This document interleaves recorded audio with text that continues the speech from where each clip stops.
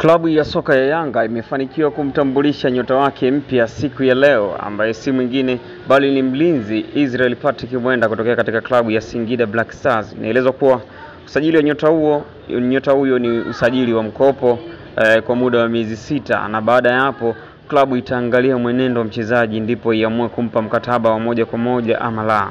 Israel Patrick Mwenda baada ya kutambulishwa ameweza kujiunga na wachezaji wenzake katika mazoezi yaliyofanyika katika uwanja wa KMC Complex kwa ajili ya maandalizi ya mchezo wao wa ligi ya mabingwa barani Afrika dhidi ya klabu ya TP Mazembe kule Lubumbashi nchini Congo DRC. Israel Patrick Mwenda anakuwa mchezaji wa kwanza kabisa kusajiliwa na Yanga kabla ya dirisha dogo la usajili kufunguliwa mnamo tarehe 15 Disemba siku ya Jumapili. Lakini pia kuna tetesi pia mchezaji mwingine kutokea katika klabu ya Singida Black Stars akajiunga na klabu ya Yanga, na si mwingine bali ni kiungo Kelvin Nation Matari, naye pia inaelezwa anasajiliwa kwa mkopo. Lakini Israel yeye tayari ameshasajiliwa kwa mkopo na ametambulishwa klabuni, na leo hii ameweza kuhusika katika mazoezi na wachezaji wenzake. Akiwa katika mazoezi, Israel anaonekana ni mwenye furaha, huku pia akipokelewa na mchezaji mwenzake wa zamani ambaye alikuwa naye katika klabu ya Simba. Huyu si mwingine bali ni Clatous Chota Chama, na akionekana mwenye furaha na yuko tayari kuweza kuwatumikia wananchi katika kupambania alama 3 katika ligi kuu, lakini vile vile katika michezo ya kimataifa.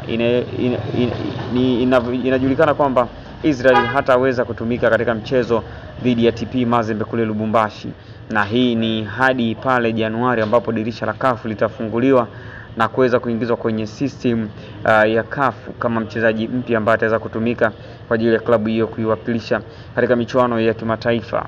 Kwa hiyo ni muda ambao wa kuboresha vikosi, lakini tukumbuke tu kwamba Yanga tayari wanayo zuio la kufanya usajili kutoka FIFA, na hii ni kutokana na kwamba hawajakamilisha malipo ya mchezaji wao wa zamani winga raia wa Ghana, si mwingine bali ni Augustine Okra, ambaye bado hawajakamilisha malipo yake, na endapo watakamilisha malipo hayo basi watakuwa huru kuweza kufanya usajili katika dirisha hili dogo la usajili.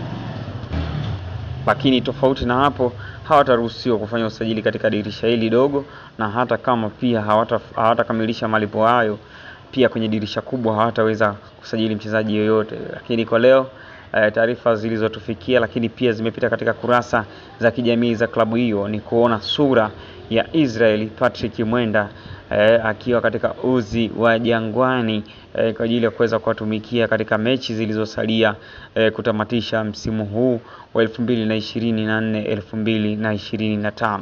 Subscribe katika YouTube channel yetu Rinyo Updates kwa taarifa mbalimbali. Updates hapa ndo kwake.